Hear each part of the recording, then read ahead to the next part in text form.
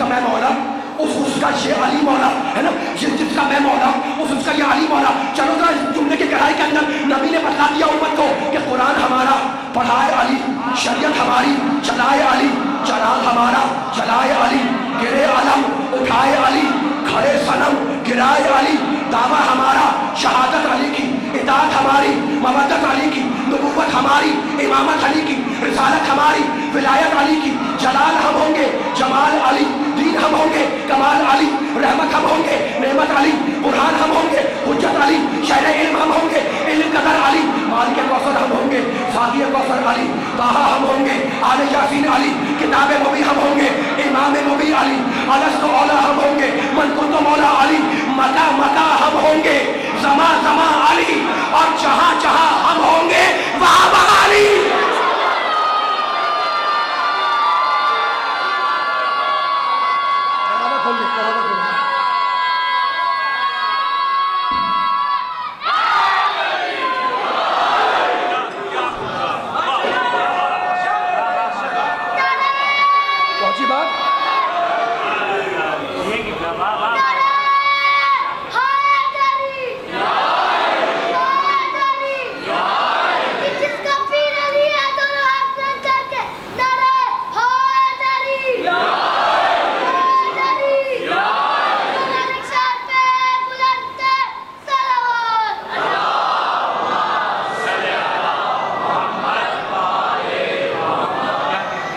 علم کا شہر ہے علی نہیں، علم کا شہر ہے میرا محمد نبی، وہ علی البابہ اور اس کا دروازہ ہے علی.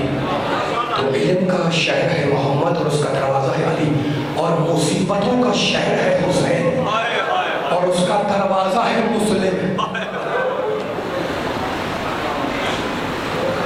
خط لکھا حسین نے کوفے والوں کے نام کہ میں اپنے چچا زاد بھائی مسلم کو بھیج رہا ہوں. خط دیا، اس میں لکھا کہ اس پر مجھے پورا اعتبار ہے، پورا اعتماد ہے، یہ میرے اہل بیت میں شامل ہے. خط دیا مسلم کو اور کہا کہ مسلم کوفے جا کر ماحول لکھنا، چاہو تو سلو کرنا، چاہو تو جنگ کرنا. مسلم مرضی امام کے نمائندہ بن کر کوفے آئے. یہ مسلم کی سب سے بڑی فضیلت ہے کہ مسلم امام کی مرضی کے نمائندے بن کر کوفے آئے. لیکن سنو گے، جب مسلم نے ظہر کی نماز پڑھائی کوفے میں تو مسلم کے پیچھے نماز پڑھنے والوں کی 18 صفیں تھیں اور ہر صف میں 1,000 نمازی تھے، یعنی 18,000 نمازی مسلم کے پیچھے نماز پڑھ رہے تھے. لیکن راوی کہتا ہے اسی دن جب دوسری نماز پڑھائی تو 18 افراد بھی نہیں تھے. دل شکستہ مسلم، غریب الوطن مسلم، مسافر مسلم ان 16-17 افراد سے کہنے لگا کہ مسلم کو تمہاری ضرورت نہیں.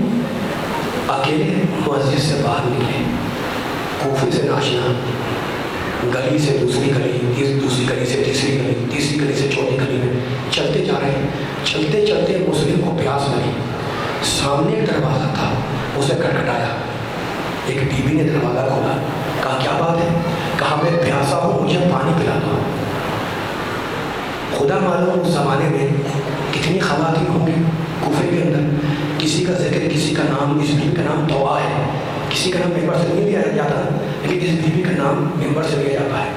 کیوں؟ اس لیے کہ اس بیوی نے آل محمد کے ایک پیاسے کو پانی پلایا تھا. اس بیوی کو نہیں معلوم یہ کون ہے مسافر ہے.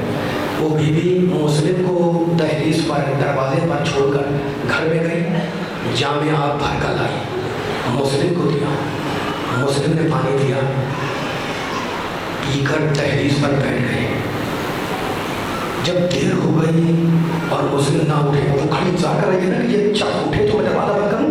جب دیر ہو گئی اور مسلم نہ اٹھے تو اس نے پیچھے سے پکارا کہ اے شخص پانی پی چکا، اب جاتا کیوں نہیں؟ اب مسلم چونکے، بیوی کی صورت دیکھی، کہا بیوی کہاں جاؤں؟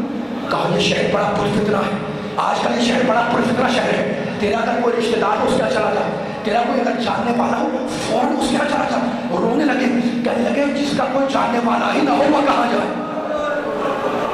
کہا اے شخص ایسا لگتا ہے کہ تم مسافر ہے. کہاں میں مسافر ہوں؟ کہا یہاں سے فوراً چلا جا, آج کل یہ شہر رہنے کے قابل نہیں ہے. کہا بیوی بس اتنا بتلا دے کہ یہ شہر رہنے کے قابل کیوں نہیں ہے. کہا تجھے نہیں معلوم میرے شہزادے حسین نے اپنا ایک سفیر بھیجا ہے اور سارا شہر اس کے خون کا پیاسا ہے.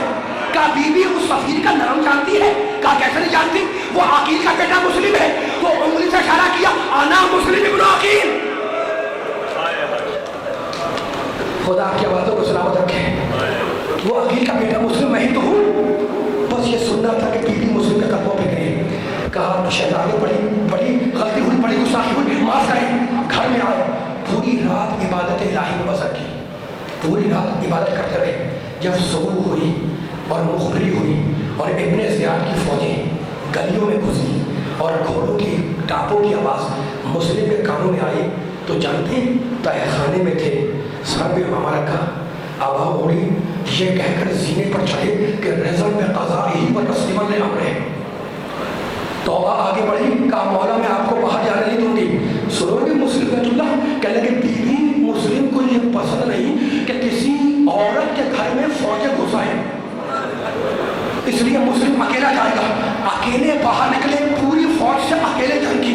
خدا تمہیں کوفے کی زیارت نصیب کرے. مسلم کا مزار اکیلے گھیر کر گرفتار کیے گئے, رسیوں میں جکڑے گئے, دانت زخمی تھے, سر سے پاؤں تک زخمی تھے, لوگ کھینچتے ہوئے چلے. جب دربار میں آئے نا تو کسی نے کہا مسلم سے کہ امیر کو سلام کر. ایک مرتبہ ڈانٹ کے کہنے لگے مالی امیر سے بل حسین, حسین کے علاوہ میرا کوئی امیر نہیں. خدا آپ کی آوازوں کو سلامت رکھے. ابن زیاد نے حکم دیا جلاد کو کہ لے جاؤ مسلم کو اور چھت پر لے جا کر قتل کر دو. جلاد لے کر چلا. میرے پاس الفاظ نہیں ہیں. جب سیڑھیاں چڑھ رہے تھے نا, جب سینے چڑھ رہے تھے چھت کا, تو کہتے جاتے تھے بسم اللہ و باللہ و علی ملت رسول اللہ انا للہ و انا الیہ راجعون رضا بقضائہ و تسلیما لامرہ. یہ کہتے ہوئے مسلم چھت پہ پہنچے. جلاد نے تلوار نکالی, چاہا کہ مسلم کو قتل کرے. ایک مرتبہ جلاد نے کچھ دیکھا, تلوار کو پھینک دیا, بھاگتا ہوا آیا ابن زیاد کے پاس. کہا جلاد سے کہ مسلم کو قتل کر دیا. کہا نہیں بھی نہیں. کہا کیوں؟ کہ امیر میں نے جیسی تلوار اٹھائی اللہ کے رسول کو دیکھا کہ وہ اپنی سفید داڑھی تھامے مجھ سے کہتا ہے کہ میرے بیٹے مسلم نے کیا خطا کی. کہا جا تیری نگاہوں, خدا کی آواز کو سامنے رکھے, کہا جا تیری نگاہوں کا دھوکہ ہے, مسلم کو قتل کر. رونے والا مسلم کی شہادت کب ہے؟ 9 ذوالحجہ کو, 10 ذوالحجہ کو عید قربان ہے. جلاد کے آنے میں دیر ہو گئی. مسلم چھت پر تھے نا, ٹہلتے ہوئے چھت کے کنارے پر پہنچے, دیکھا کہ سامنے کوفے کا بازار ہے اور کوفے والے نئے لباس پہنے ہوئے اپنے بچوں کو گود میں لیے عید قربان کی تیاری میں مشغول ہے. پکار کے کہنے لگے کہ کوفے والوں کچھ دنوں کے بعد میرے 2 چھوٹے چھوٹے بچے قیدی بنا کے لائے جائیں